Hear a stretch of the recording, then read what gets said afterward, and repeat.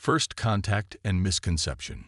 Supreme Commander Kazarix leaned forward in his command chair, the crystalline display before him showing the small, unimpressive vessel that had just entered Vorsic space. His 4 eyes narrowed, segmented mandibles clicking in what would translate to amusement among his kind. This is what caused such alarm. This toy. His exoskeleton shimmered with iridescent patterns indicating mild contempt. The Vorsic coalition had ruled this sector of the galaxy for millennia, their biological superiority unquestioned among the hundreds of species they had encountered. As apex predators evolved from the most efficient hunters in the known universe, they had never found a true equal. The signal patterns suggest it's a diplomatic vessel, Supreme Commander, reported Science Director Valsha, her razor-tipped appendages manipulating the holographic controls with practiced precision. The species calls themselves humans. Bipedal, endoskeletal, carbon-based. Preliminary scans indicate no natural armor, minimal muscle density, and fragile biological systems. They appear to be from a backwater system approximately 70 light-years from our territory. And yet they've achieved interstellar travel, Kazarix noted with mild interest. Perhaps they have something to offer before we inevitably absorb their resources. The Coalition's first encounter with humans was unremarkable by all accounts. The diplomatic delegation consisted of 3 small, soft-looking creatures with minimal protective gear and no visible weapons. They spoke of cooperation, trade, and peaceful coexistence, concepts the Vorsic understood only as temporary states before eventual dominance. They are so exposed, war strategist Meftal commented after the initial meeting. His battle-scarred carapace bore the marks of 100 conquered worlds. No exoskeleton, no secondary breathing apparatus, no redundant organs. I detected at least 7 instantly fatal vulnerability points on their bodies during our brief interaction. Their technology seems adequate, if unrefined, Valsha added. Though I noted something curious. Their ship's power output readings fluctuated in patterns that didn't match their propulsion or life support needs. Kazarix dismissed the observation with a wave of his upper limb. Inefficiency, most likely. These humans will make suitable trading partners until we determine if their homeworld contains resources worth harvesting. The Coalition Council voted unanimously to establish diplomatic relations. In the grand calculation of galactic politics, humans barely registered as a footnote, a curious, soft species that had somehow managed to reach the stars despite their obvious biological inferiority. Over the next 2 standard cycles, human diplomatic presence expanded throughout Coalition space. They established trading outposts, cultural exchanges, and scientific collaborations. The Vorsic found them strangely adaptable, willing to adjust to toxic atmospheres and crushing gravity that would kill most endoskeletal species. Still, they were viewed as curiosities rather than equals. They've requested permission to establish a mining colony on the 4th moon of Draxus, Resource Director Telnvac reported during a routine council meeting. The moon contains minimal valuable minerals by our standards. Let them have it, Kazarix said dismissively. Their definition of valuable clearly differs from ours. None of the Coalition leaders noticed the pattern forming across their territory. Human outposts strategically positioned near major trade routes, communication hubs, and military installations. The humans' deference and apparent frailty had worked precisely as intended, rendering them nearly invisible to the predatory focus of the Vorsic. The incident that changed everything began as a simple regulatory dispute. A human merchant vessel was found carrying what the Coalition classified as restricted technology, quantum entanglement communicators that bypassed standard monitoring channels. When Coalition enforcement vessels attempted to board and confiscate the contraband, the human ship refused to comply. Dispatch 3 Hunter-class vessels, Kazarix ordered when informed of the situation. This will serve as a useful reminder of hierarchy. The confrontation should have been brief and one-sided. Hunter-class vessels were designed to subdue cruisers 3 times their size. The merchant ship was outnumbered, outgunned, and trapped against the gravity well of a gas giant. 6 hours later, all 3 Hunter-class vessels were disabled, floating dead in space with their power cores offline and life support systems barely functioning. The merchant ship had disappeared. Impossible, Mevtal hissed, reviewing the battle footage for the 8th time. Their weapons shouldn't have been able to penetrate our shields. And these maneuvers, he gestured at the recording of the human vessel executing a gravitational slingshot that should have torn any conventional ship apart. They're not physically possible with standard inertial dampeners. Kazarix's color patterns shifted to the deep crimson of rage. I want answers. How does a merchant vessel defeat 3 of our elite hunter ships?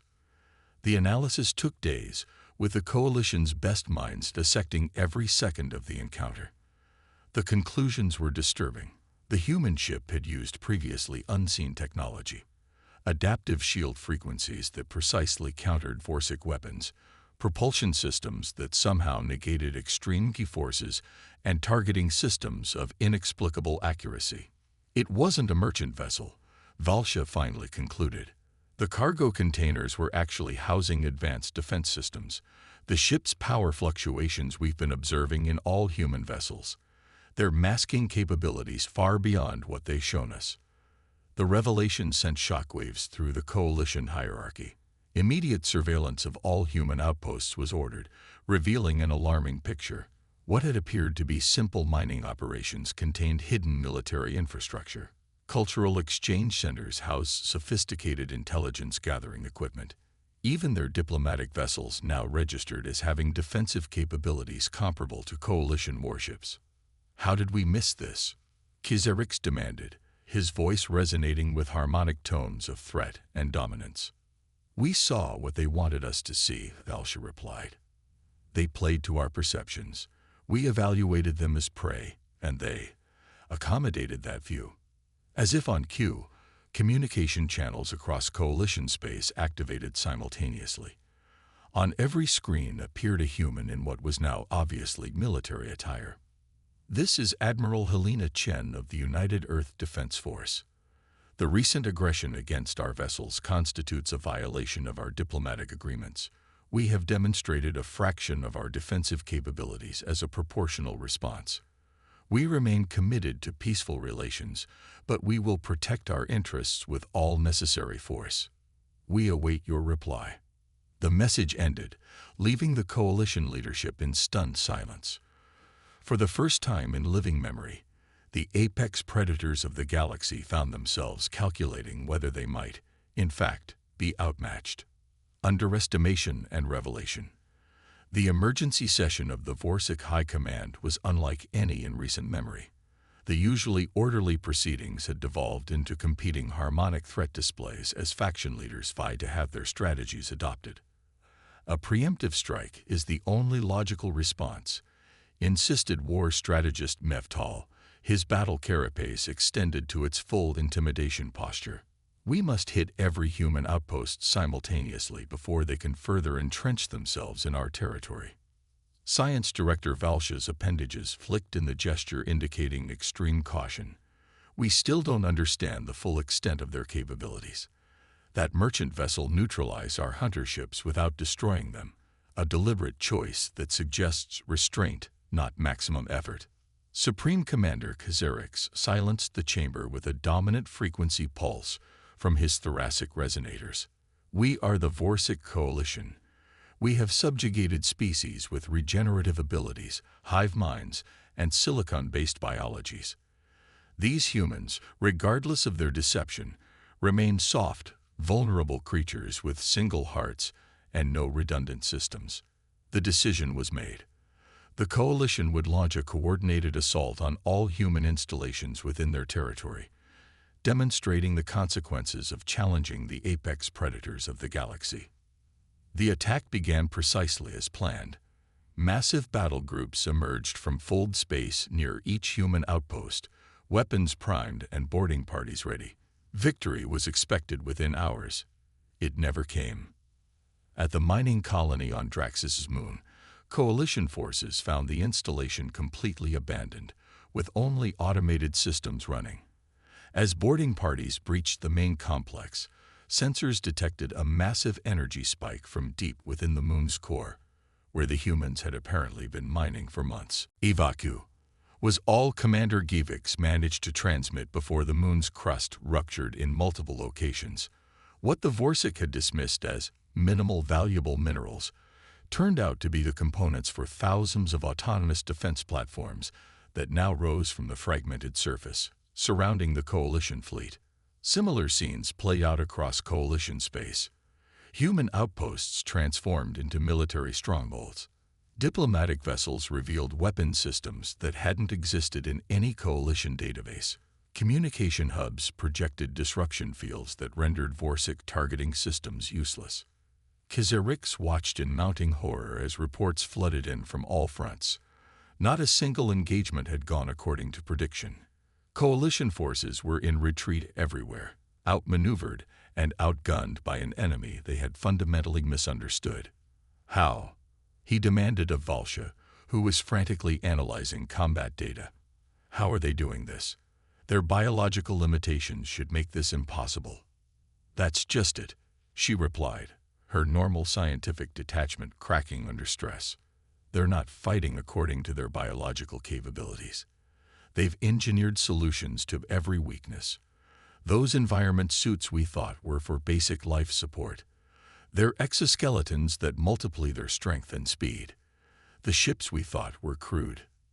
They're modular and can reconfigure during battle. Most disturbing of all was the emerging pattern in human tactics. They weren't fighting to annihilate. They were fighting to contain and disable. Coalition casualties were remarkably low for the scale of the conflict. Captured Vorsic warriors reported being incapacitated by targeted electromagnetic pulses that disrupted their neural pathways without causing permanent damage. They're treating us like we're dangerous animals, Mevtal observed with unexpected insight. To be tranquilized and controlled, not exterminated. 3 days into what was supposed to be a decisive show of force, Supreme Commander Kazarix faced the unthinkable, requesting a ceasefire from a species his people had considered barely worth acknowledging weeks earlier. The human response came quickly. Admiral Chen again, her expression neither triumphant nor hostile, simply resolute. We accept your ceasefire request. Our forces will stand down but remain at current positions. We propose a summit on neutral territory to establish new parameters for our relationship. The summit took place on an uninhabited planet at the border of Coalition space. For the first time, the Vorsic delegation arrived with something approaching humility.